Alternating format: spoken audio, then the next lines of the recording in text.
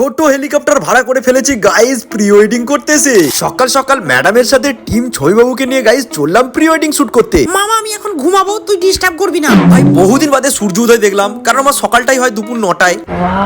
1 ঘন্টা প্রায় গাড়িতে বসে থাকার পর গাইস আমরা একবার নামলাম একটা চায়ের দোকানে। গুড মর্নিং গাইস, নমস্কার, বিসমিল্লাহ। সকাল সকাল বাঁকুড়া ডিস্ট্রিক্ট এখনো কুয়াশা কাটেনি, তাই চায়ের কাপ দিয়ে চিয়ার্স করে নিয়ে গরম গরম চা খেয়ে নিলাম। চা খেয়ে আবার গাড়িতে চেপে ভুঁ করে গাইস আমরা পৌঁছে গেলাম Bishnupur, the city of temple. আজ আমাদের এখানে প্রি ওয়েডিংটা হবে। এখানে আসতে না আসতেই সময় নষ্ট না করে ড্রেস আপ করে নিয়েছি। ভাই এখানে শুটিং এর প্রথম সিনটা দিয়েছে ম্যাডামের শাড়ির কুচি ধরা, কিন্তু আমার ভয় লাগছে ওর কুচি ধরতে গিয়ে আমার না ক্যাচাটা খুলে যায়। মামা আমরা আছি, ক্যাচা খুলতে দেবো না।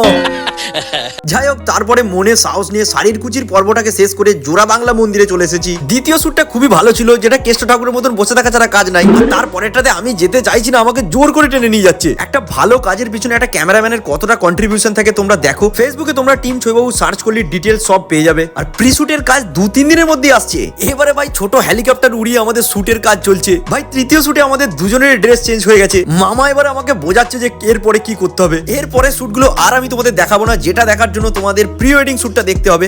আসছে 2-3 দিনের মধ্যেই। আজকের মতন এইটুকুই, বাই।